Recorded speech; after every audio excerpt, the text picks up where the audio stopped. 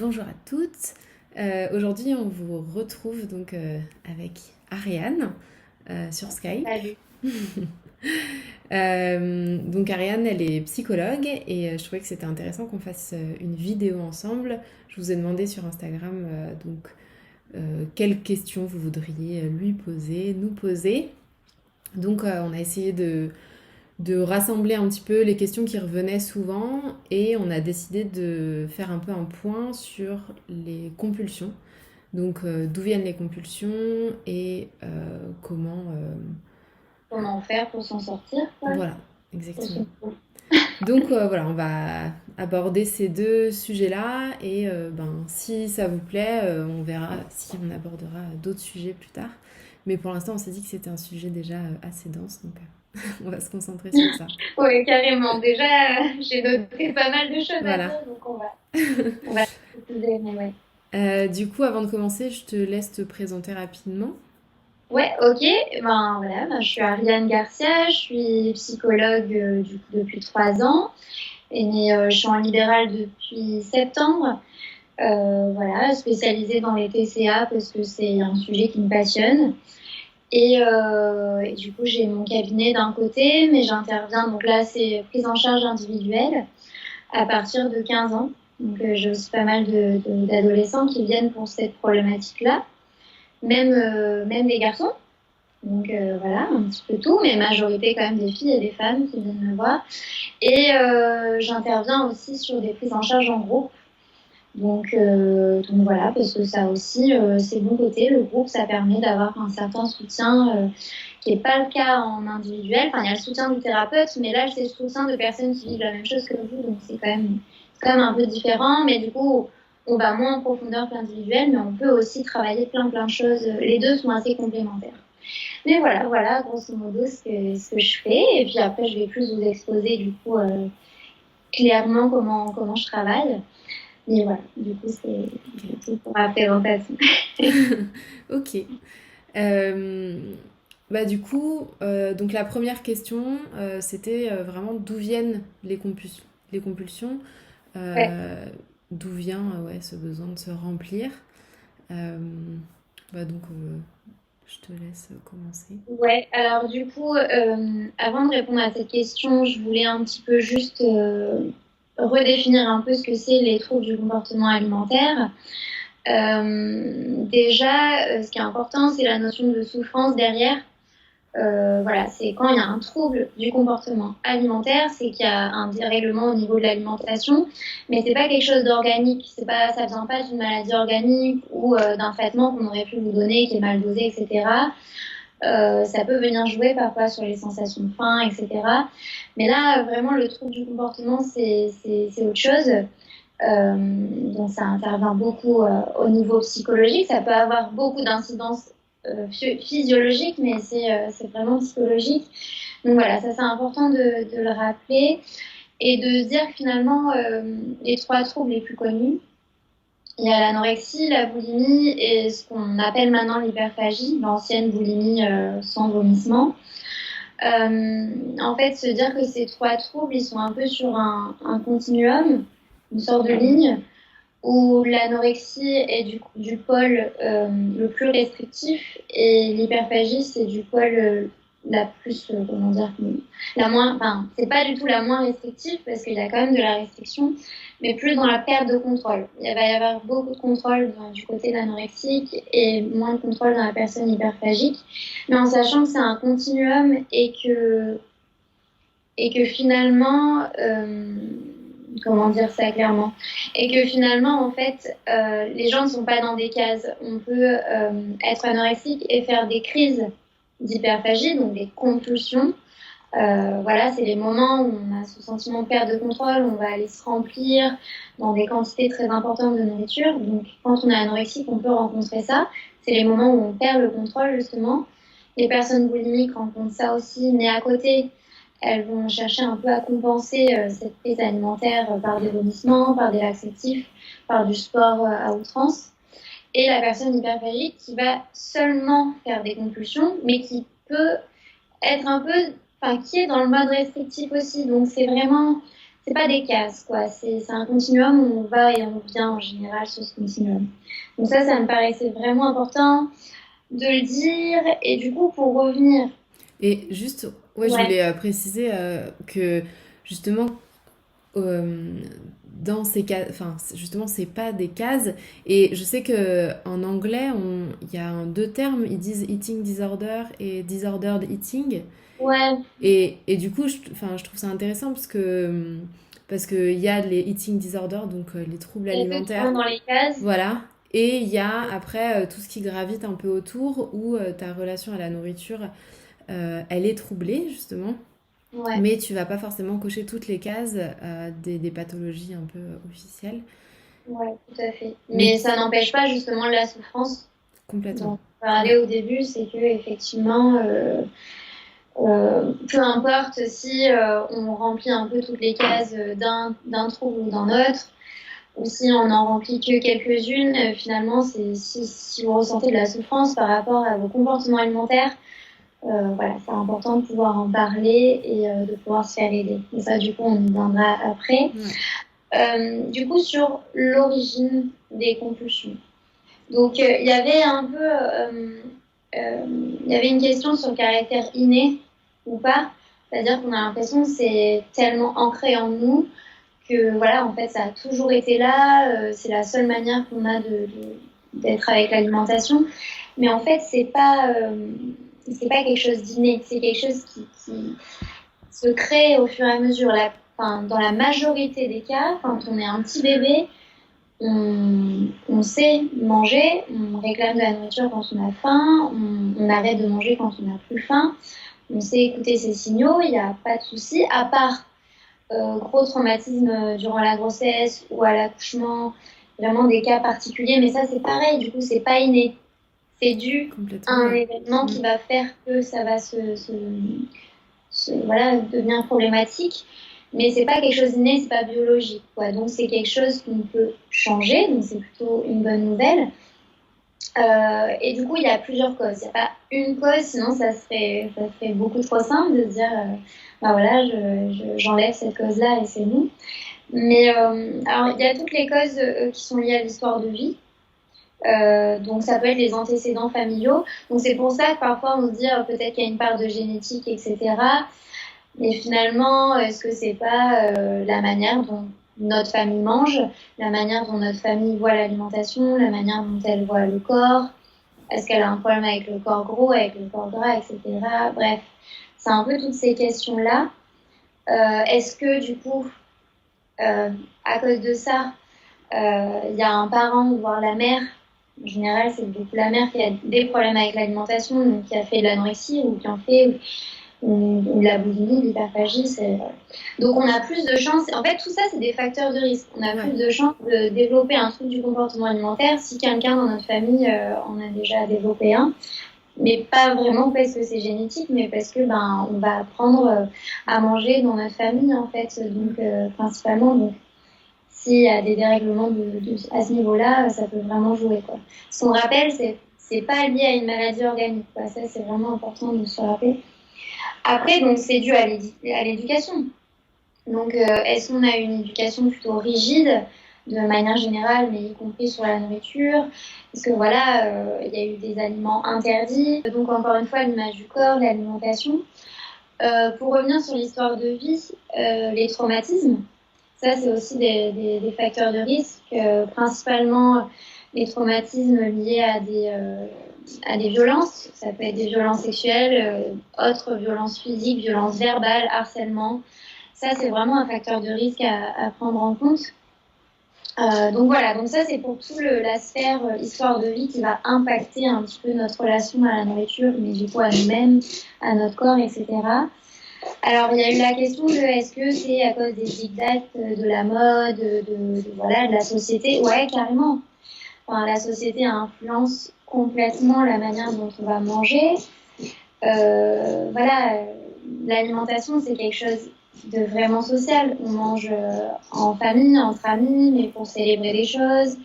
Et en plus de ça, il y a l'image du corps qui, voilà, on vit vraiment dans une société qui valorise le corps mince et qui va vraiment stigmatiser le corps gros, le corps gras.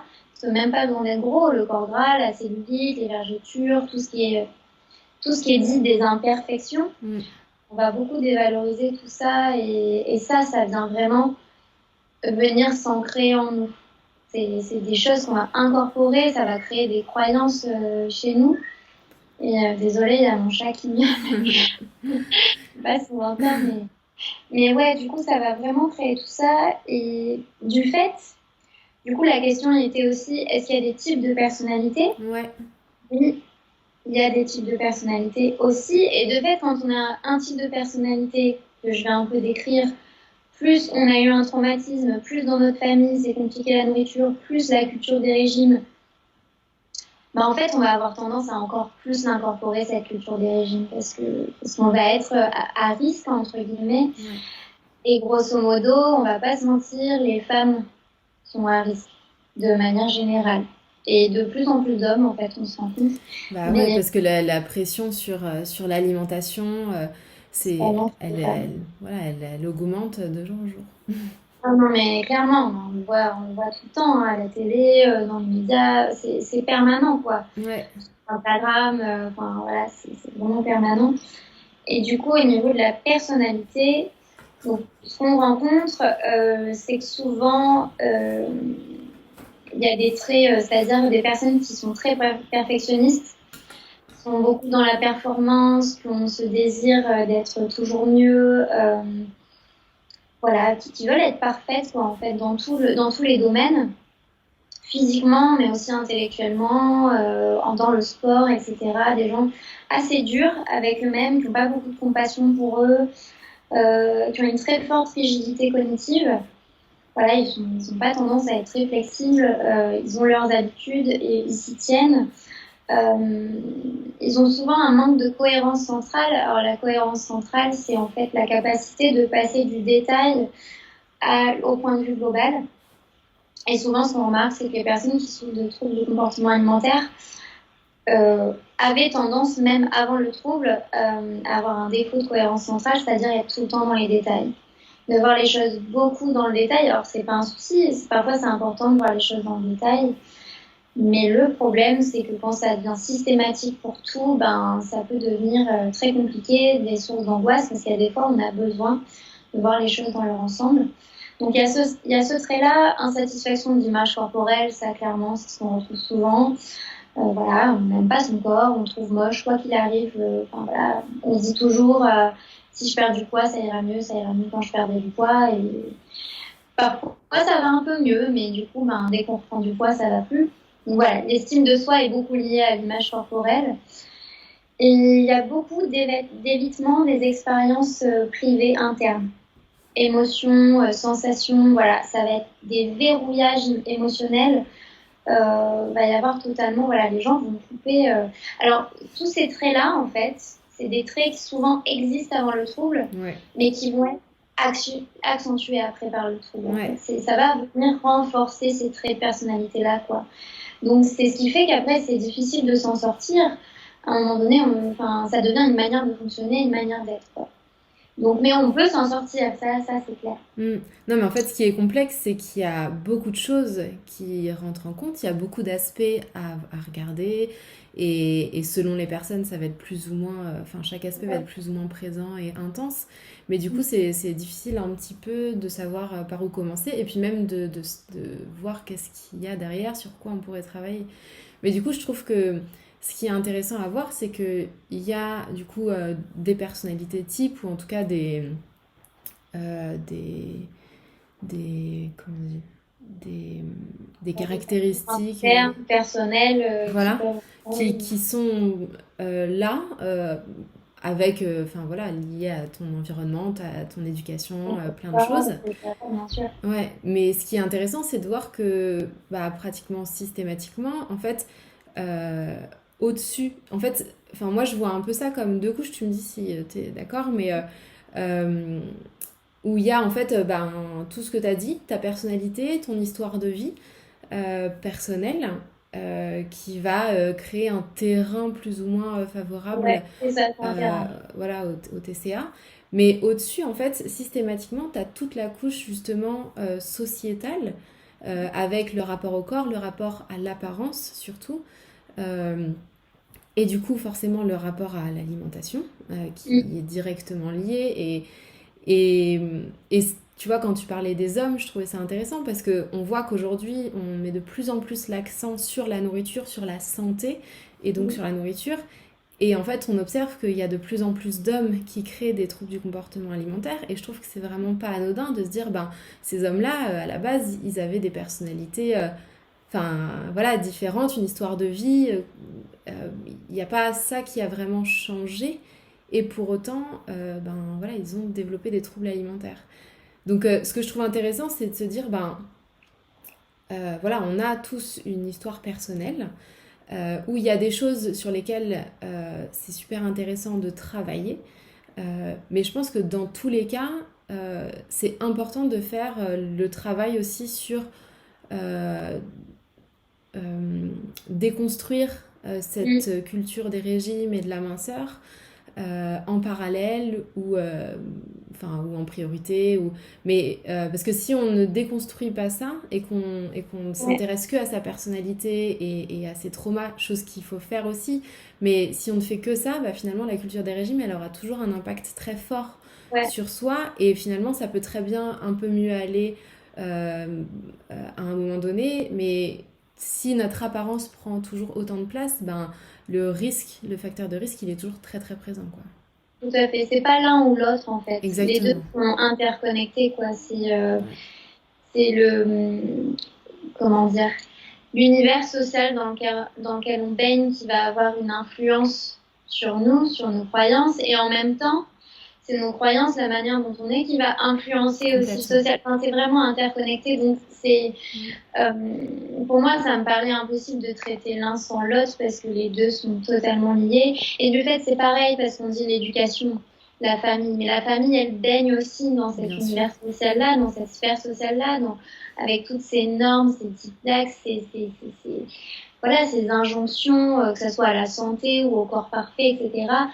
Tout le monde baigne là-dedans. Et si on a une famille qui va avoir tendance à beaucoup adhérer à tout ça, bah, on aura plus tendance à adhérer à tout ça. Et en même temps, on vit tous dans cette Bien sûr. société-là et on Mm. l'alimente tous quelque part un petit peu. Donc, c'est hyper intéressant d'aller chercher tout ça. Et pour moi, enfin, tu as totalement raison. Pour moi, c'est hyper important d'aller déconstruire tout ça.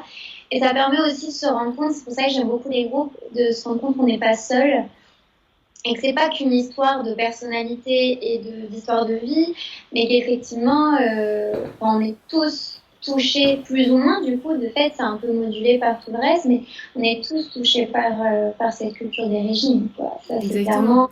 Et puis quand on Et, regarde le déclencheur, enfin, il y a des études en fait qui montrent que le facteur de risque numéro un, le déclencheur, le truc enfin, ouais, qui déclenche les TCA, c'est ben, cette envie de maigrir, ce rapport au corps, cette pression sur l'apparence qui va voilà, déclencher les choses. Et du coup, on se retrouve avec déjà plein de choses à travailler et ce truc-là qui, comme tu disais, nourrit encore plus. Si on avait une personnalité, par exemple, à être bah, plutôt rigide, ben, on va l'être d'autant plus dans la nourriture, dans cette envie de maigrir.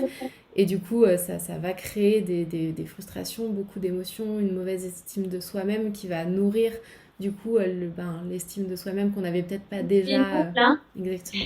C'est tout le temps ce qu'on voit, Ouais, quoi. ouais, C'est vraiment une boucle. Et c'est pour ouais. ça que justement, on en vient un peu à la dernière cause. C'est que tout ça fait que finalement, ça vient créer une mauvaise image corporelle à un moment donné, cette envie de maigrir, justement. Mm. Et donc, c'est là que. Alors, il y a mon chef, non? Non. Donc, je suis en train de dire. Ouais, du coup, c'est tout ça qui fait que ça va créer une mauvaise image corporelle, du coup, une envie de maigrir pour se sentir mieux dans son corps. Et c'est ce qui fait qu'on va commencer des régimes. Des régimes, des rééquilibrages alimentaires, bref, tout ce qui fait Du tout ce contrôle. qui va créer des restrictions cognitives, quoi. Tout ce qui va faire qu'on va s'empêcher de manger telle ou telle chose, même si, par exemple, ça va très loin. C'est même si on nous dit bah, je vais le manger ce gâteau, c'est bon, je m'autorise à le manger. Et en même temps, si en même temps qu'on le mange, on se dit quand même, j'ai mangé ça tout à l'heure, j'aurais peut-être pas dû faire ça, etc.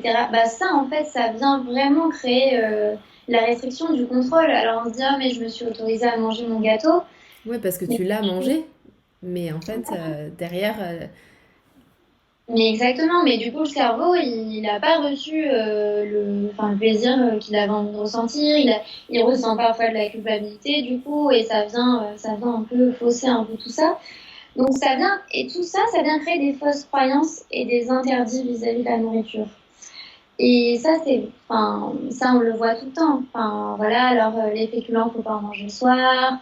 Le petit déjeuner, il faut le manger ou pas le manger. Il faut des protéines le matin. Il faut des choses comme ça. Et le truc, c'est qu'il n'y a rien, enfin, comment dire, peu importe si c'est vrai ou faux finalement, en fait, ces croyances-là, mais le problème, c'est qu'à un moment donné, c'est que c'est tellement pris avec rigidité, justement, où c'est en tout ou rien, c'est blanc ou noir, il n'y a pas de flexibilité, de se dire, ben, parfois je peux manger un petit déj et parfois pas, mes envies, mes besoins, mais exactement, bon, ouais. ben, voilà, peut-être que je vais essayer d'introduire des protéines le matin, voir si ça me plaît, puis si ça me plaît pas, ben, enfin, il n'y a pas cette flexibilité-là. Donc, c'est ça le problème. Et du coup, ça crée une déconnexion entre... En fait, on mange avec sa tête. Donc, ça crée une déconnexion avec les sensations alimentaires.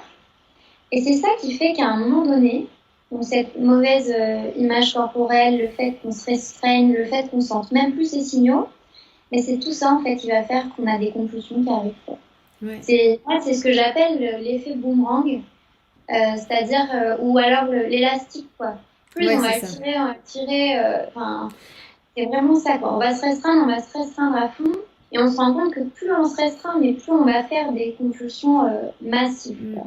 C'est- Ouais. et- Et j'aime bien aussi, moi, cette image d'effet boule de neige où, tu vois, il y a vraiment plein de petites choses qui sont pas forcément évidentes et plein de petites choses qui, finalement, mis bout à bout, créent ben, voilà, une boule de neige et où ça va être la compulsion alimentaire et, et, et où, du coup, on va s'intéresser à ça. Mais en fait, ce qui est intéressant, c'est de voir justement qu'est-ce qui a créé cette boule de neige avant ça, quoi. ouais, Et c'est intéressant parce que tu dis on mange avec sa tête et je sais qu'il y a que souvent quand on dit on mange avec sa tête c'est on dit ça quand on mange des trucs sucrés, quand on mange des compulsions et les gens se disent mais il faudrait que je mange davantage avec mon corps, mais en fait c'est tout le temps en général que tu manges avec ta tête justement euh, et pas du tout pendant tes compulsions au contraire c'est très ouais. Et finalement, pendant les compulsions, le corps, il reprend ses droits. exactement. Part. Mm. En fait, moi, j'ai toujours cette image-là que les compulsions, elles viennent délivrer un message. Elles viennent dire, là, il y a quelque chose qui va pas. Exactement. Soit trop de restrictions, soit un besoin qui n'a pas été écouté, qui n'a pas été entendu, qui n'a pas été affirmé, une émotion voilà, une tentative de refouler une émotion. Enfin, ça vient de dire quelque chose, quoi. Mm. C'est jamais anodin, c'est pas gratuit et c'est complexe en fait. C'est ça quand on voit le pourquoi des compulsions, c'est ultra complexe. Donc effectivement, c'est effet boule de neige, il va y avoir un truc plus un truc Mm. plus un truc. Et ce qu'il va faire, et puis c'est un engrenage, quoi, parce que justement, une fois qu'on fait ces compulsions, donc justement, il y avait la question de la culpabilité, Ouais. bah, en fait, il y a une baisse d'estime de soi, il y a un sentiment de perte de contrôle, donc on a l'impression que, enfin voilà, qu'on ne peut pas se contrôler. Il y a toutes les pensées types, mais qui circulent enfin, dans la société, du coup, mais qu'on intériorise, de dire, ben, je suis nulle, j'ai pas de volonté, je suis pas capable de me contrôler, etc. Bah, Donc il va y mm. avoir une dévalorisation derrière qui va faire que donc ça va générer de la culpabilité, mais voilà, je sais pas me retenir, etc. Et qui va générer encore plus d'insatisfaction personnelle, corporelle. Et qui va encore plus renforcer l'envie de maigrir et du coup de faire des restrictions. Et là, la boucle est bouclée, quoi. Et comment on fait justement pour sortir de ce cercle vicieux-là qui peut voilà, se nourrir tout seul pendant... des années et des années, quoi. Ouais, En bah fait, surtout ouais. que souvent en fait on se dit que en, en fait quand on a des compulsions alimentaires, comme tu disais, bah déjà il y a la peur de grossir, donc c'est pas du tout valorisant, enfin on n'a pas du tout une bonne image de soi parce qu'on a cette peur de grossir, mais en plus ce sentiment d'incontrôle, c'est aussi quelque chose qui va complètement à l'encontre des valeurs qui sont prônées par la société. Au contraire, on va vachement valoriser le contrôle, donc là on se sent vraiment bah, nul en À la fait. ramasse, ouais, ouais. Voilà, à la ramasse, exactement. Et du coup, on culpabilise, on se dit qu'on n'a pas de volonté et on a envie de sortir de ce cercle vicieux par là en se disant il faut que j'arrête de faire ces compulsions-là et on se met vraiment encore plus la pression. Donc on se rajoute encore la pression à la pression qu'on avait déjà et donc ça ne fait qu'accentuer finalement le cercle vicieux alors qu'au contraire, euh, bah justement, on va y venir, comment sortir des compulsions. Alors que Et le bon, but, c'est d'aller jouer là-dessus, justement, d'aller ouais, jouer sur cette boucle ouais, et complètement. voilà, d'aller chercher un peu tous les facteurs. Et comme tu l'as très bien dit, c'est. Alors, il y a tous ces facteurs-là, mais après, c'est propre aussi à chacun. Certaines personnes, ça va être beaucoup à cause de la restriction. D'autres personnes, ça va être. Il y a beaucoup la gestion des émotions aussi qui rentre en cause. On n'en a pas trop parlé, mais ça rentre aussi en cause, la manière dont on va les gérer. Si on est une personne à avoir tendance à, comme la majorité des gens, en fait, c'est proprement humain de ne pas vouloir ressentir ces émotions négatives, etc. Donc, mais le problème, c'est que à force de les gérer par l'évitement permanent, tout le temps en permanence, c'est pareil, l'effet boomerang, il est là aussi. Après, on se retrouve envahi par nos émotions et c'est là où on va essayer aussi de les calmer, quoi, de s'apaiser avec la prise alimentaire, quoi, pour venir calmer tout ça, quoi. Et tu l'as très bien dit, je sais plus quand est-ce que tu as parlé de ça, mais où tu disais que c'était aussi prendre soin de soi, que quand on a ces compulsions-là, parce que ça vient, ouais, sur le moment, c'est le truc disponible pour prendre soin de soi, quoi, pour s'aider. Alors oui, du coup, dans le temps, dans le long terme, c'est pas fonctionnel parce que ça vient générer de la souffrance, etc., de la prise de poids qui génère encore plus d'insatisfaction corporelle, etc., etc. Mais sur le moment, c'est la seule chose qu'on connaît, c'est la seule chose qui fonctionne. Donc c'est Ouais, important de ouais. ramener un peu ça, quoi. Mais en plus, je trouve que quand tu parles des émotions, effectivement, je pense que c'est une grosse partie.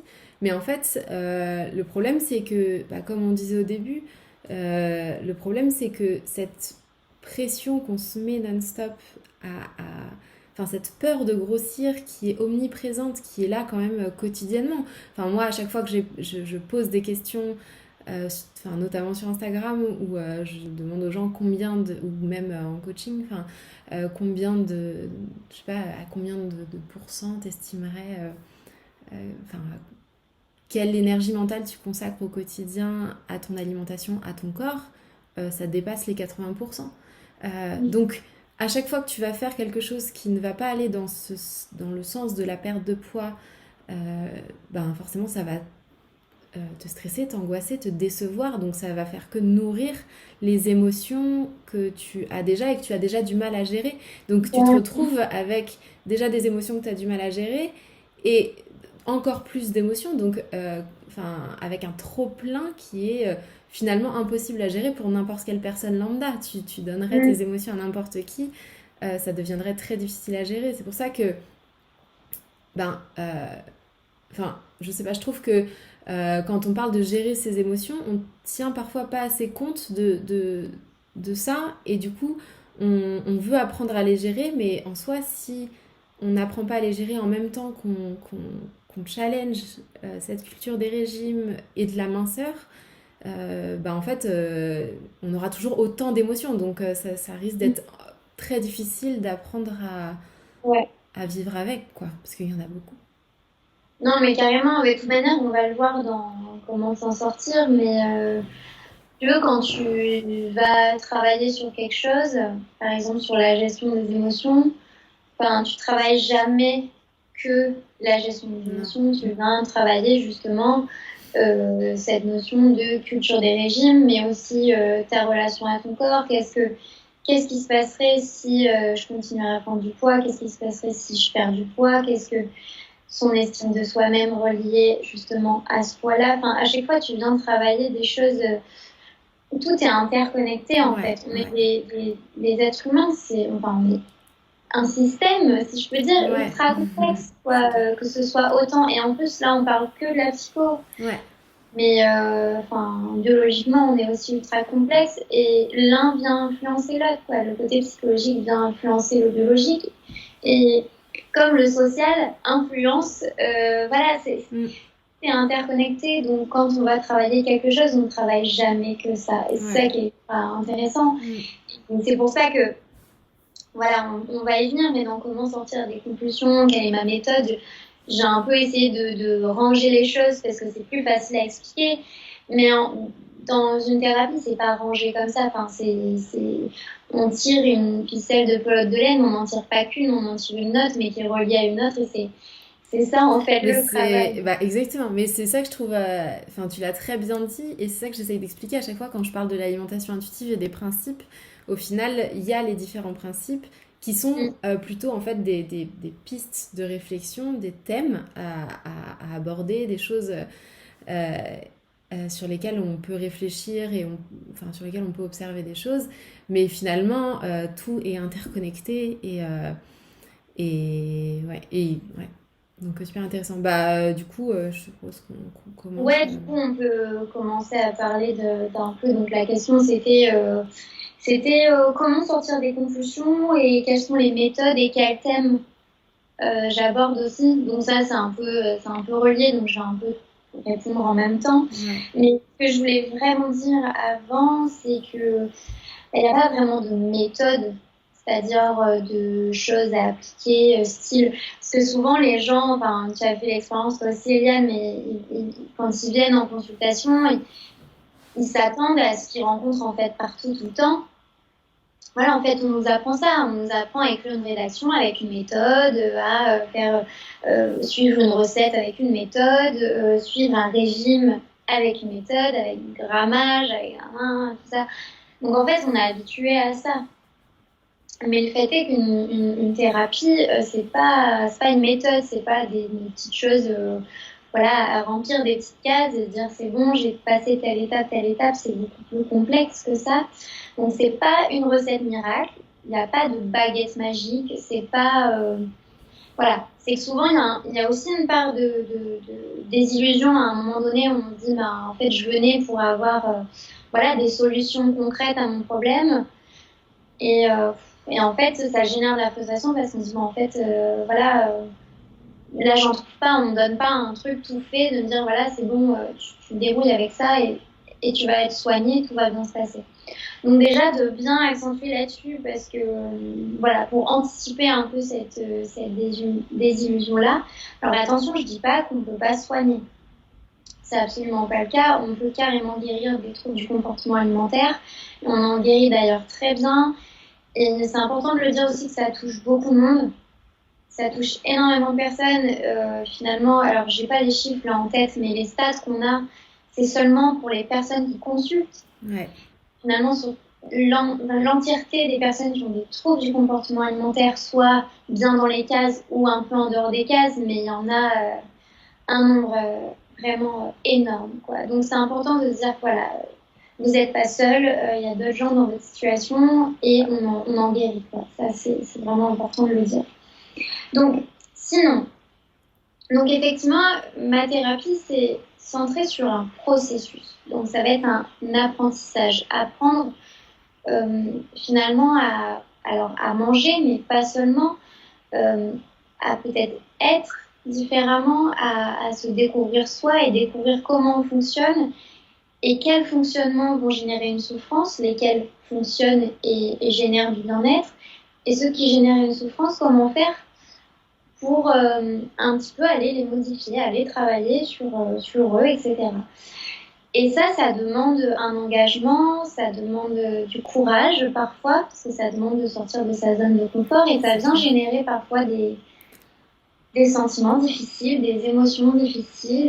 Voilà, une thérapie, c'est pas un long fleuve tranquille, ça peut être assez douloureux par moments. mais c'est pour voilà, aller vers une évolution, un changement, quoi. Et le processus de changement, ça implique aussi des rechutes parfois. C'est important aussi de dire que c'est pas linéaire, quoi. Pas du C'est tout. voilà, c'est plutôt en spirale comme ça où ben, on redescend et puis on monte, c'est par des expériences, des tests, des essais. Puis c'est un peu comme quand on apprend à marcher, quoi. On tombe et puis bah, on se relève, on réessaye et puis on retombe. Et puis, bon, bah non, c'est pas comme ça que je dois caler mon pied, plutôt comme ça. Et c'est comme Mais ça. je trouve ça super intéressant cet exemple-là parce que justement, en fait, quand ton enfant il apprend à marcher, à aucun moment tu te dis, enfin, sauf s'il a un problème, à aucun moment tu te dis qu'il va pas réussir. Donc quand il tombe, mais ça fait complètement partie du process et même tu vas Ouais, l'encourager à continuer. Euh, Alors que quand on a des TCA, souvent, dès qu'on fait une compulsion, on se dit, bah en fait, je pensais que ça allait bien et en fait, pas du tout. Mais en fait, souvent, tu as des années de compulsion derrière toi. Ça ne va pas s'arrêter. En fait, ce serait limite bizarre que ça s'arrête comme ça. Justement, tout à l'heure, tu parlais d'effet baguette magique. Il n'y a pas de baguette magique, mais parce que justement, une baguette magique, en fait, t'apprendrais rien.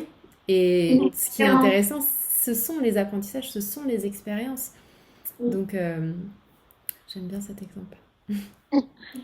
Non, mais c'est assez parlant, quoi. C'est vrai que souvent, quand on se dit, bah, quand on apprenait à marcher, finalement, on est tombé, puis on s'est relevé, puis on est tombé. Quand on a appris à parler aussi, hein, on n'a pas dit des mots C'est parfaits. Au clair. début, c'était pas, enfin, Mm. voilà, c'est important de ça, bon, De... d'apprendre la flexibilité, ça se fait. Enfin, on peut toujours apprendre. En fait, c'est important de se dire que notre cerveau, il est, il est flexible, lui, et il peut bouger. On peut toujours apprendre toute notre vie, on peut créer des capacités, des compétences nouvelles, mais pas gratuitement, hein. Celles qui nous guident, celles qui nous guident vers ce qui est important pour nous. Enfin, voilà, pas apprendre pour apprendre, mais enfin, sauf si ça nous fait plaisir. Mais du coup, ça nous fait plaisir. Enfin, voilà, c'est un peu ça. Donc bon, c'est un peu l'idée. Mais du coup, alors, quand on a des compulsions, sur quoi on va aller travailler, déjà, la première chose que je fais, c'est créer du lien avec la personne, être dans la compréhension de ce qu'elle vit, dans l'accueil de ce qu'elle vit, c'est hyper important parce que souvent on se sent seul avec ça. Donc c'est ce que je disais, normaliser un peu les choses, dire que ben il y a beaucoup de gens qui vivent ça. Ça veut pas dire que c'est pas légitime ce qu'on vit, pas du tout, mais de se dire que, enfin voilà, ça permet aussi de faire le lien avec la culture des régimes et de se dire ben on baigne tous là-dedans. Là vous êtes beaucoup touchés. Qu'est-ce qu'on peut faire pour ensemble essayer de faire en sorte que ça aille mieux et que ça ait moins d'impact et d'influence sur vous, mais qu'on en guérit, quoi, ça c'est vraiment important. Donc travailler sur le fait que ben, le travail est souvent long. Voilà, un trouble du comportement alimentaire, ça peut mettre jusqu'à 3 ans, 4 ans pour vraiment guérir, quoi.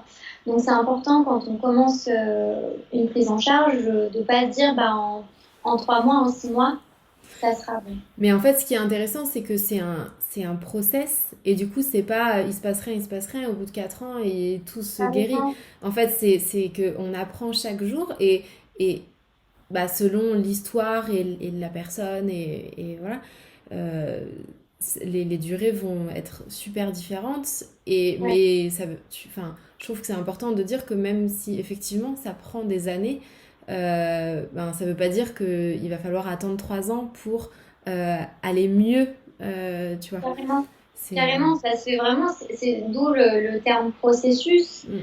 pas de méthode ici en on-off, en rouge ou noir, en tout ou rien. C'est vraiment, ça se fait au fur et à mesure avec le temps, mais du coup, on en voit des bénéfices parfois même assez rapidement. Ouais, Même si les compulsions sont toujours là, ouais. même si on a toujours cette envie de perdre du poids, même si c'est toujours assez tyrannique, il y a des choses qui bougent quand même, il y a des choses qui se font et ça se fait petit à petit. Et enfin, c'est tout le but voilà, de la thérapie, c'est un petit peu ça.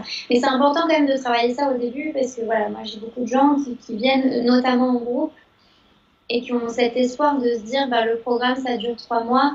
Bon, bah, au bout de 3 mois, je vais commencer à perdre des kilos.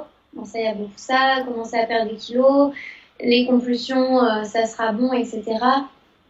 Bon, 3 mois, ça reste quand même assez court comme temps. Complètement. Mais par contre, à la fin du programme, il y a des prises de conscience, il y a des choses qui sont mises en place, il y a une meilleure capacité à s'observer, etc. Il y a des choses qui bougent, une meilleure estime de soi, souvent. Enfin, il y a quand même des choses qui bougent et qui se font, quoi. Donc, voilà, c'est important de le dire. Après, ça peut être intéressant. Moi, parfois, enfin, j'essaye un peu de voir s'il n'y a pas des comorbidités, c'est-à-dire s'il y a un début de dépression ou carrément une dépression franche liée aussi au trouble, quoi, parce que ça peut engendrer une dépression, ça peut engendrer des conduites addictives, des conduites à risque. Donc voilà, d'aller un petit peu voir s'il n'y a pas d'autres choses qui sont liées à ça. Et parfois, je demande l'aide d'une psychiatre, d'un psychiatre pour voilà, si possible, épauler d'une autre manière avec des médicaments ou d'autres techniques, notamment l'hypnose aussi, enfin voilà, avec d'autres choses que moi je contrôle pas, que je connais pas. Mais voilà, parfois je demande l'aide de médecins, même parfois de nutritionnistes pour voilà, aller un peu capter d'autres choses, voir s'il n'y a pas eu des conséquences organiques aussi, des carences, des choses comme ça qui se passent. Donc ça, c'est important. Sinon, après, vraiment, sur la thérapie, on va travailler les sensations alimentaires, essayer un petit peu de recapter à nouveau la faim, la satiété, mais encore une fois, de manière flexible, de manière souple, pas en termes de règles où il faut absolument... Ça j'ai vachement retrouvé ça dans l'alimentation intuitive, si c'est pour... comment dire, prendre les principes comme des règles justement figées, de dire ben, on va écouter sa faim et sa satiété toujours, tout le temps. Non, là, on repart encore en mode tyrannique, en mode rigide, et ça vient plus favoriser le trouble qu'autre chose. Le but, c'est pas se créer des règles, c'est de remettre des connexions entre notre tête et notre corps. Le corps qu'on a plus écouté justement avec ses régimes, etc. Voilà, de remettre un petit peu de ça là-dedans, quoi. Mais ouais, c'est ça. En fait, paradoxalement, en fait, notre corps, il prend énormément de place dans notre quotidien, mais sur son apparence. Et notre corps, notre connexion avec notre corps intérieur, elle prend très très peu de place. Et justement, je pense que le but, c'est de recréer cette connexion là. C'est ça. Le but, c'est pas qu'ils prennent toute la place. Le but, c'est pas de dire qu'on écoute ses sensations tout le temps, qu'on s'observe. C'est pour ça que quand je commence, parce que je travaille beaucoup avec la pleine conscience, et quand je commence à en parler, et justement avec des personnes qui vont être un peu rigides et qui vont prendre les choses tout de suite comme des règles, le but, c'est pas d'être observateur de soi-même tout le temps.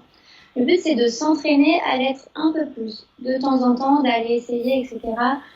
Parce que ça va amener naturellement, ça va développer, en fait, c'est tout bête, mais ça va développer aussi les zones de notre cerveau liées à ça, aux connexions avec nos sensations.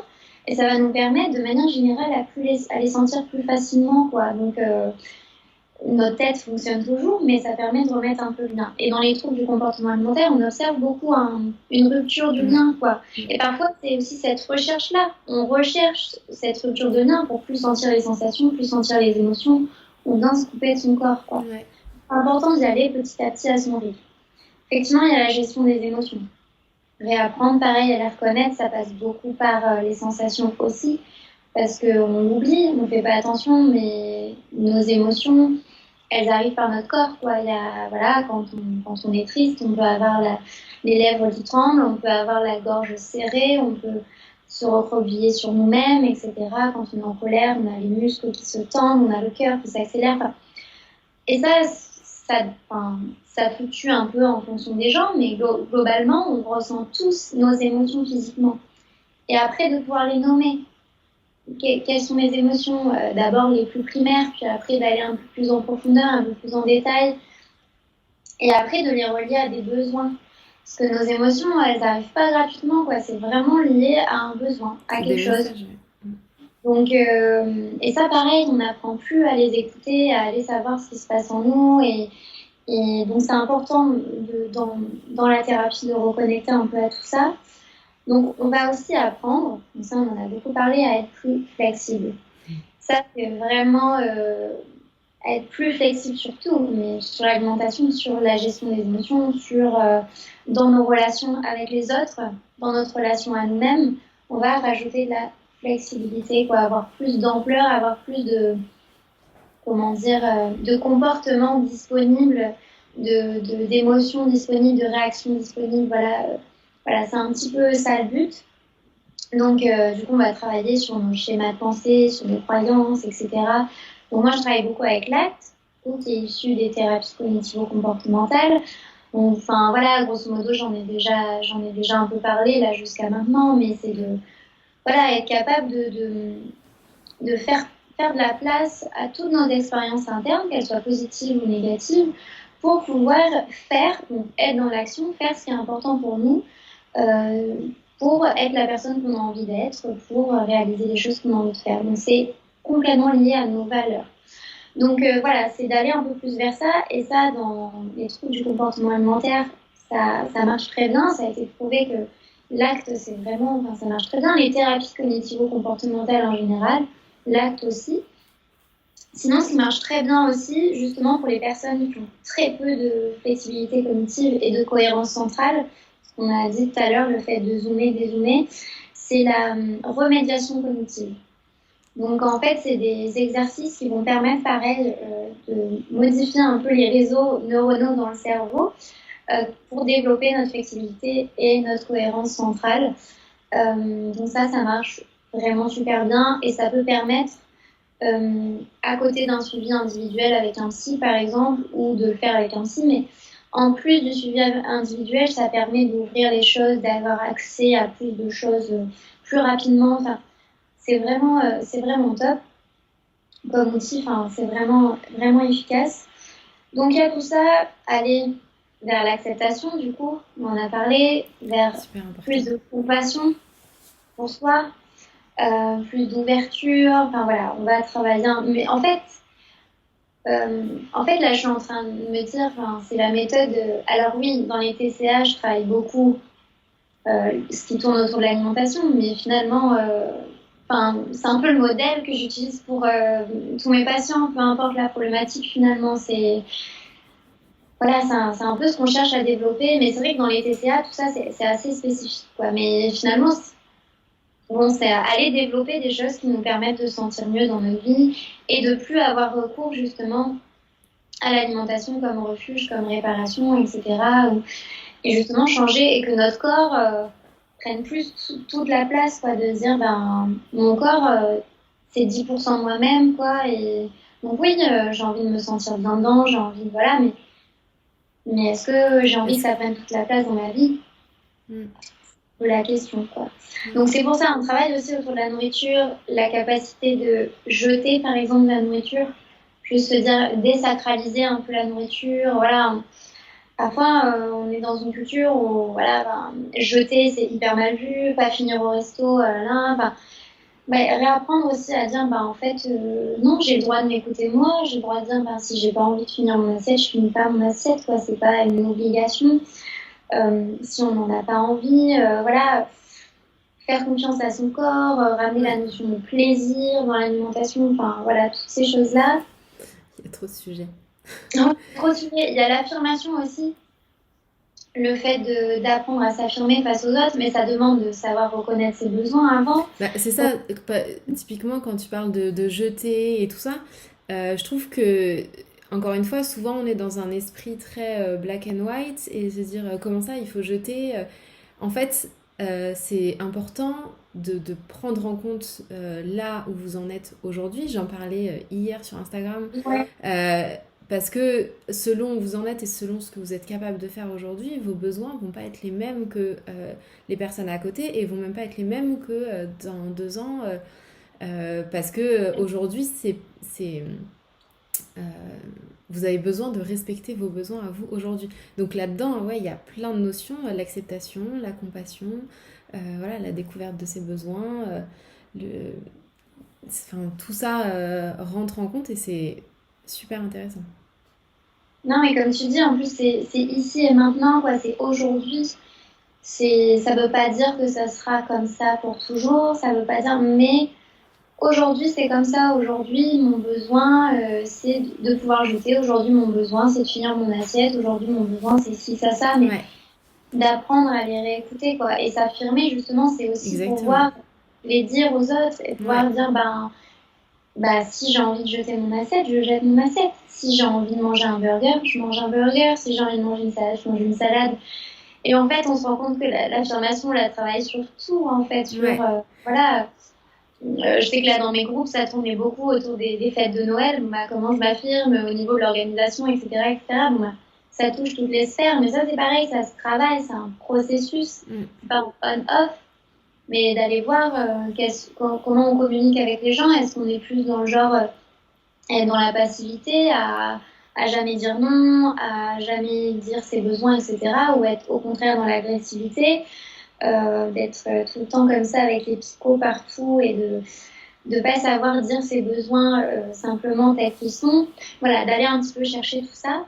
Ça, c'est vraiment ultra intéressant. Et après, il y a aussi le côté, si on en a envie à un moment donné, de faire une activité physique, si c'est un besoin, de faire en sorte qu'elle soit adaptée et que ça soit par envie, par plaisir, et voilà, que ça soit plus pour se punir, voilà, dans un défi de performance à tout prix, enfin, voilà, de remettre aussi de la flexibilité dans le sport.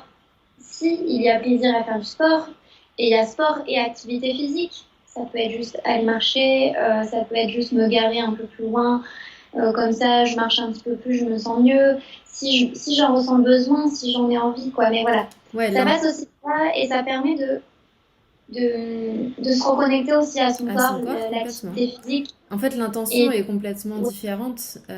voilà, Ouais. de perdre du poids à tout prix, que ça soit la seule chose qui compte, que ce soit quelque chose qui compte, bon, pourquoi pas, mais Non, que mais ce soit... exactement. En fait, c'est ça que je trouve intéressant, c'est que le but, finalement, euh, c'est d'être...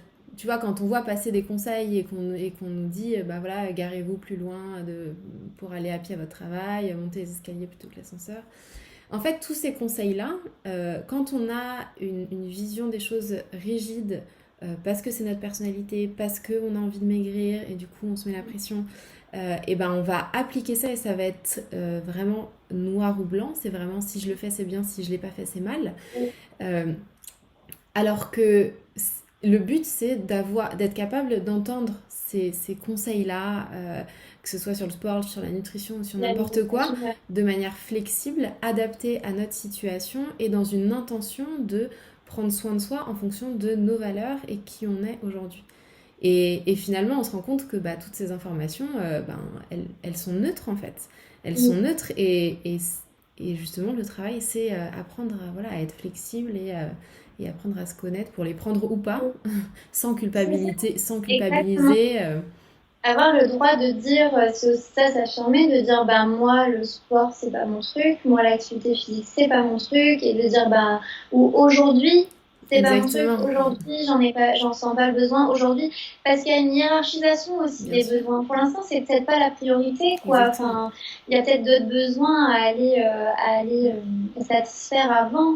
Donc, euh, donc voilà, ça me paraît vraiment hyper important et que ça soit pas c'est pour ça que l'acte, c'est vraiment un super bon outil parce que ça permet de se dire que un même comportement peut être soit du côté des valeurs et Exactement. de rapprochement de soi, soit du côté tyrannique de la souffrance, quoi. C'est-à-dire que se dire, ben voilà, je vais me garer un peu plus loin pour marcher un peu plus aujourd'hui. Si on passe du côté de la tyrannie, c'est vraiment là aujourd'hui je l'ai pas fait, franchement je suis nulle, j'ai aucune motivation, etc. Bah, je vais encore prendre 30 kilos, ça me saoule, etc. Et voilà, et du coup, ben, on se renferme sur nous-mêmes, on s'éloigne de nous-mêmes, de nos valeurs, et on s'éloigne des autres aussi parfois. Ou alors, ça peut être un comportement, si on le fait de manière flexible et que c'est en lien avec nos valeurs, encore une fois. S'il y a une valeur, j'en sais rien, par exemple, j'ai envie de prendre soin de moi, j'ai envie de prendre soin de ma santé, j'ai envie d'avoir de la vitalité, de ressentir de la vitalité dans mon corps, j'en sais rien, ça peut être Complètement. n'importe quoi. Mm. Mais du coup, si c'est lié à ça, ça va pas être tyrannique, ça va pas enfin voilà, et puis les jours où on se sentira pas de le faire, bon, on le fera pas, mais du coup on va pas non plus se tyranniser avec ça. Voilà, c'est un peu, c'est ça en fait qu'on apprend classiquement. Je crois que je peux pas plus détailler Bah, enfin, ma manière d'appréhender mais, les choses, quoi. Donc pour c'est moi super. c'est un peu la structure quoi de base, quoi. Après chaque personne est différente. Donc, on va travailler des choses différentes avec chaque personne. En groupe, on travaille ces choses de manière un peu globale. En individuel, on va vraiment y aller plus en profondeur. Donc, chaque, tout est utile, quoi. Mais un peu, en fait, le but aussi, juste pour finir un peu là-dessus sur la méthode, le but, c'est enfin, à la fin, entre guillemets, quand du coup le suivi s'arrête, c'est que la personne, en fait, elle part avec tous ses outils, tout ce qu'elle a appris, mais tout ce qu'elle va pouvoir continuer à mettre en place, en fait. C'est pas une fin en soi, c'est un processus qui continue même après. C'est juste qu'en fait, ça s'arrête quand la personne est suffisamment autonome pour pouvoir le faire elle-même, en fait. Donc, c'est un peu ça le but, c'est l'autonomie de la personne, mais que la personne après seule. Et effectivement, on va aussi regarder est-ce que les compulsions sont toujours là? Est-ce que l'obsession du poids est toujours là? Est-ce que l'image corporelle est toujours aussi mauvaise? L'estime de soi, etc. On va regarder ces facteurs-là, évidemment.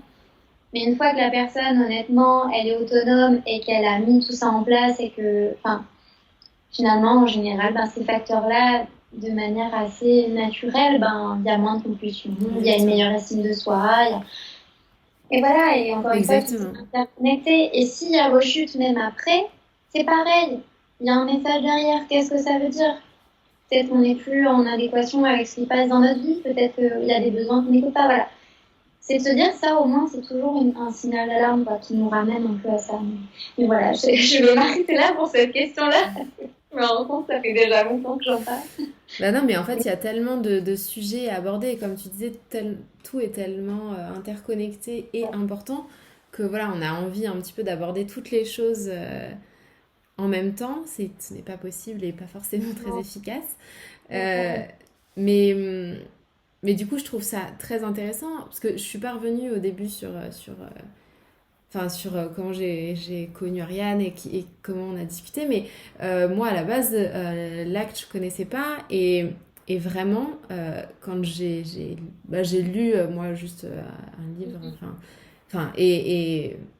et vraiment, alors qu'à la base, c'est pas du tout centré sur l'alimentation ou le corps, mais en fait, j'ai vu tout ce que l'alimentation intuitive proposait, tout l'état d'esprit, la réflexion, la façon d'aborder les choses, tout ça, c'est vraiment complètement, j'allais dire compatible, mais même c'est porté par l'alimentation intuitive. C'est juste que, en fait, on a tellement l'habitude de voir. C'est tout, mais en fait, moi, quand je regarde les deux, c'est quand même, il y en a un qui est très spécialisé dans l'alimentation et l'autre plus général, quoi. Mais finalement, on travaille les mêmes choses, les mêmes notions, les mêmes.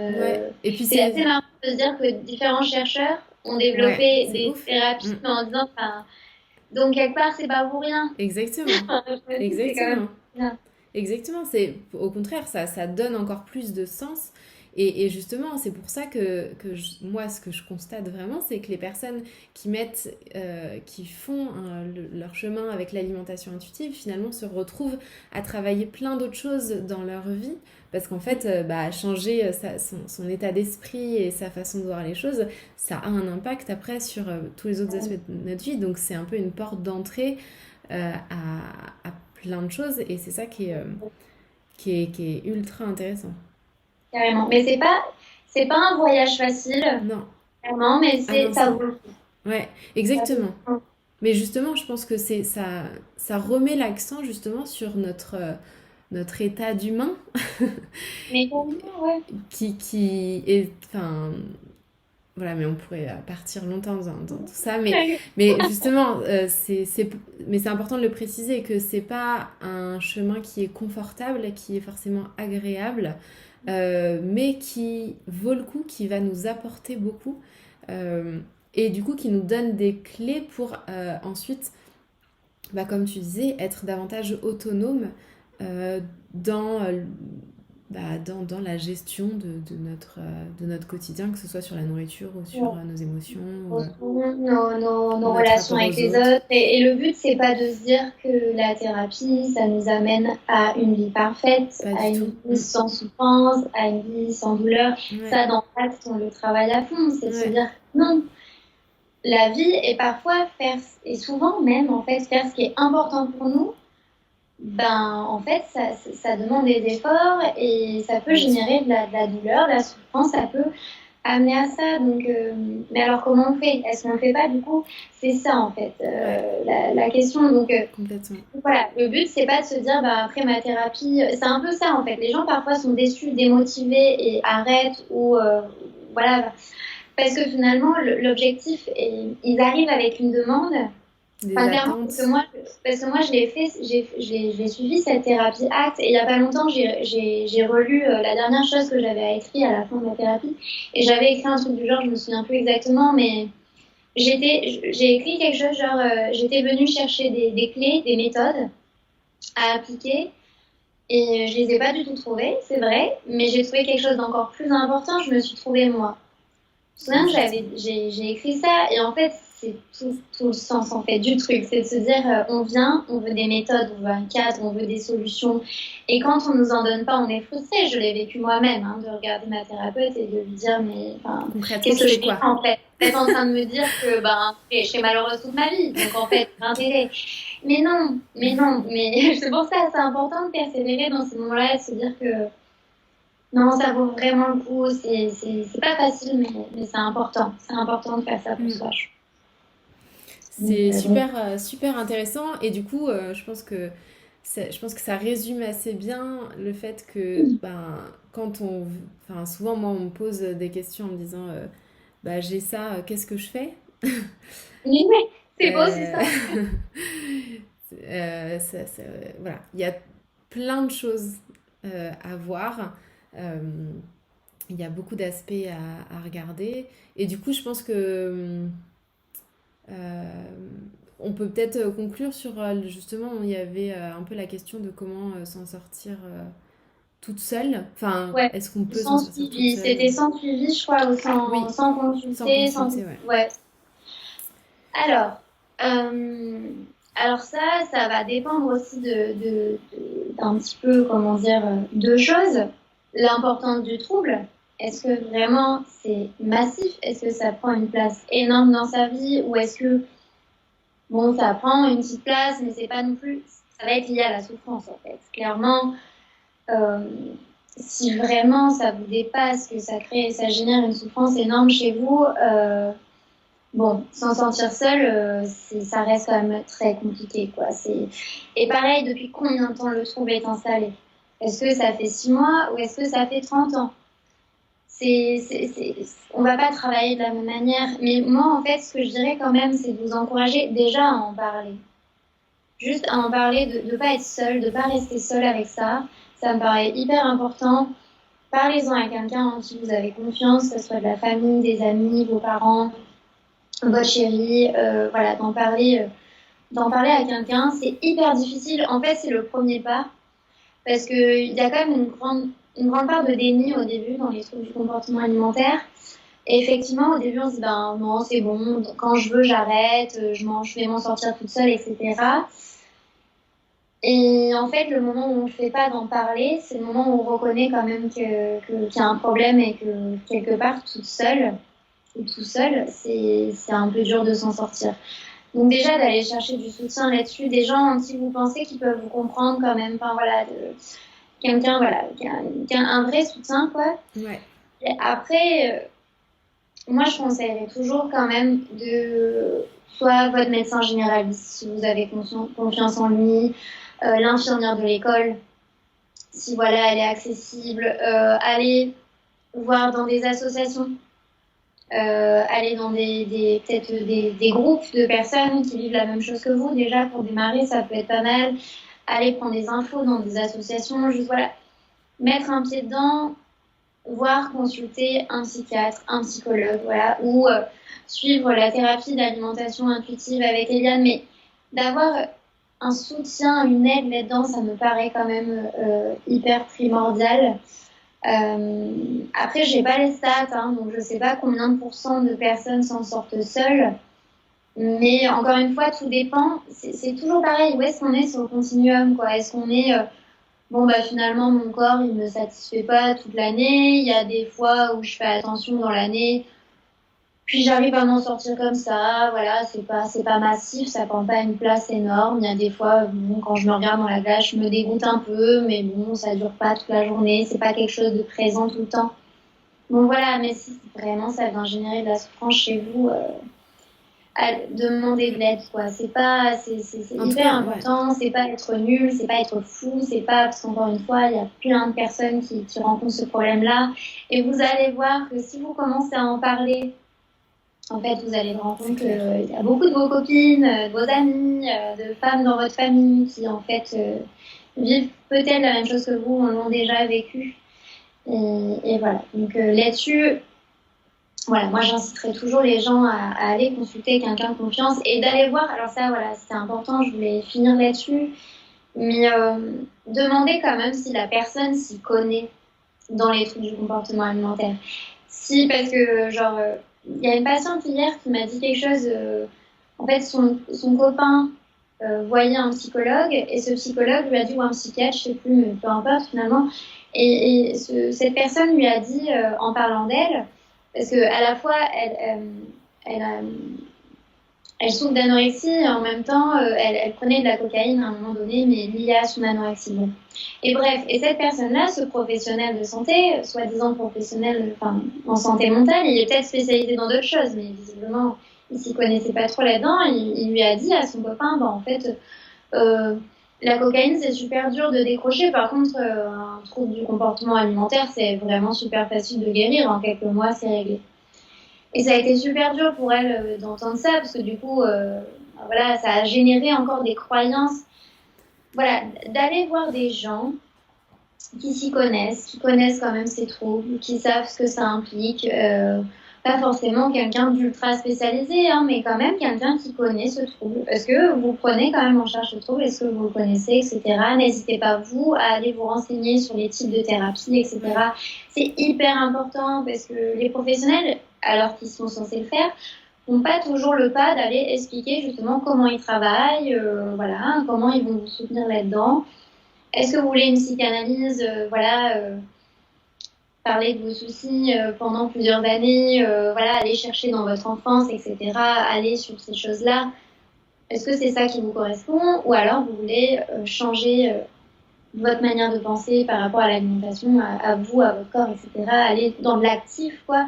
Voilà, qu'est-ce qui vous correspond, qu'est-ce qu'il vous faut, quoi. Moi, voilà, c'est un peu ce que je conseillerais, c'est hyper important d'aller Ouais. s'informer et de se faire soutenir par les bonnes personnes. Voilà. Et puis je pense que justement là, si vous allez consulter, la relation que vous avez avec la personne est super importante parce que moi j'ai plein de filles qui m'ont dit bah, j'ai été consulter quelqu'un qui était spécialisé dans les Ouais, troubles du ouais. comportement alimentaire et je suis arrivée qui faisait de l'hyperphagie et quand je suis arrivée il m'a dit mais vous avez pas besoin de maigrir, vous avez pas de kilos en trop, qu'est-ce que vous faites là?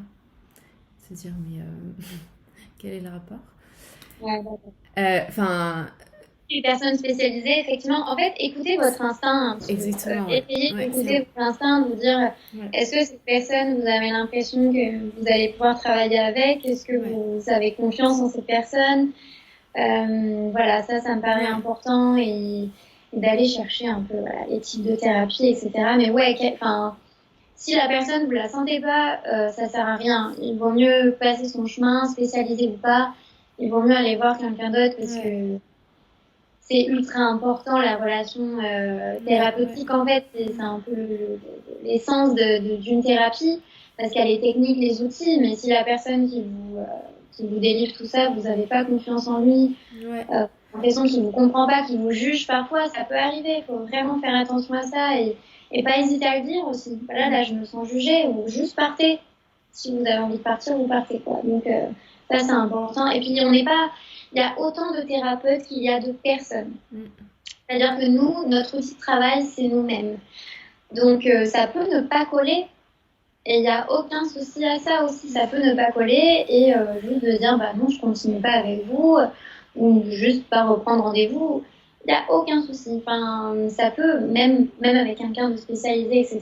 Moi, je peux très bien entendre quelqu'un qui vient voir ou qui finalement vient plus me voir en me disant bon, je pense que vous me convenez pas trop, mais il n'y a aucun problème. Mais Au voilà, contraire, je raconte. pense que enfin, c'est important que chaque personne choisisse du coup Ouais. ce qu'elle ressent avoir besoin maintenant en termes de thérapie, en termes de personne euh, qui va la suivre, quoi. C'est au contraire super important. Parce que là aussi, on est un peu sur le moment. Complètement. Là, ici, maintenant, de quoi j'ai besoin? Est-ce que j'ai besoin de ce style de thérapie ou ce Ouais. style-là? Et voilà, et puis de travailler aussi sur vos croyances, sur la thérapie, qu'est-ce que ça va vous apporter, etc. Mais voilà, je pense que la bonne personne, c'est celle avec qui vous avez quand même un feeling, que vous avez ce rapport de Mm, confiance, ou voilà, ça me paraît quand même primordial, quoi. mm. Et du coup, en tout cas, je pense que, bah, moi, comme Ariane, hein, je pense que si euh, enfin, je pense que se faire accompagner, c'est toujours, ça vous sera toujours bénéfique en fait. Et c'est souvent essentiel. Euh, Après, je pense que tout seul, bah, un peu comme tu l'as dit, je pense que ce qui est important quand on veut essayer des choses toute seule, c'est de s'assurer d'avoir un peu du support, en fait, comme tu disais, du support chez soi ou enfin, ou en tout cas accessible facilement et vraiment des personnes qui sont bienveillantes, qui ont de la compassion, qui sont à l'écoute et sans jugement. Et finalement, euh, je pense que ce qui fait beaucoup la différence, c'est sa capacité à observer, sa capacité à analyser les choses, à prendre du recul. Et pour moi, soit c'est des choses que vous êtes déjà capable de faire et que vous sentez que vous arrivez à avancer et que vous arrivez à vous créer des expériences qui ne vous mettent pas en danger et voilà, vous arrivez à avancer. Et dans ce cas-là, ben voilà, continuez. Pour l'instant, ça ne veut pas dire que vous n'aurez pas besoin de quelqu'un d'autre plus tard, mais en tout Mhm. cas, voilà. Mais si vous sentez que vous bloquez et que justement cette capacité, elle est difficile et que vous n'arrivez pas à faire ça toute seule, ben clairement, le professionnel de santé, il est là pour vous aider en fait, pour ça. Ouais, et le plus important, en fait, c'est vraiment de ne pas rester seul, quoi. Ouais. Effectivement, d'avoir un Mm. soutien. Parce que c'est pareil, moi, j'ai aussi des personnes que je suis qui se reposent plus trop sur l'entourage parce que il y a aussi un effet de, ben, surtout avec les personnes qui souffrent d'anorexie à la base, mais qui après justement vont plus vers la boulimie, l'hyperphagie, mais du coup, il y a aussi l'entourage qui s'inquiète beaucoup, qui est très mobilisé, qui va mettre un peu de pression aussi parfois, Mm. et parfois plus que parler de ça. Enfin voilà, finalement, il y a un moment où on se dit, mais en fait, je ne suis plus que ça, alors que non. Donc il peut y avoir cet effet-là, et là, enfin, si vous ne vous sentez pas pareil avec votre entourage, mais au moins d'avoir un soutien, que ce soit du côté médical, du côté avec des psychologues, avec des proches, mais voilà, d'avoir au moins un D'accord. soutien là-dedans, un soutien qui vous fait du bien et de ressentir et de mettre les limites si vous sentez que les gens les dépassent. Mais ça fait Euh, aussi partie ouais, du travail, ouais. ouais, En plus. carrément. Ouais. Ok, bah en tout cas j'espère que en tout cas tout ça vous aura donné un peu des clés ben, pour explorer des pistes, pour savoir peut-être mieux choisir un professionnel de santé euh, par voilà ces critères-là, mais aussi la façon dont on a abordé les choses. Je pense que du coup ça vous permettra aussi de voir si la personne en face elle a cette même intention et voilà comment dire, elle vous. Enfin, ça, si ce qu'elle vous propose vous parle et Vous convient, quoi. vous convient, ouais. Et voilà, je pense qu'on a bien répondu aux deux questions. Heureusement qu'on Ouais, en a fait déjà, que on a deux abordé finalement, beaucoup de de choses. trois. Ouais. Et bah du coup, n'hésitez pas à nous dire en commentaire si bah, déjà si ça vous a plu, si vous avez d'autres questions, si vous avez compris les choses. Euh, et du coup, bah, on verra si on refera ça peut-être sur d'autres sujets. En tout cas, c'était très cool Ouais, de très faire ça avec intéressant. toi. Très C'est intéressant, super ouais. intéressant, puis de travailler sur tout ça, un peu d'expliquer un peu tout ça, c'est un peu un autre exercice et Ouais. c'était super intéressant en tout cas. Donc, on le refait quand vous voulez, il n'y a pas de souci. Bah, avec plaisir. Non, bah du coup, on vous dit à la prochaine fois peut-être. À la prochaine! Salut!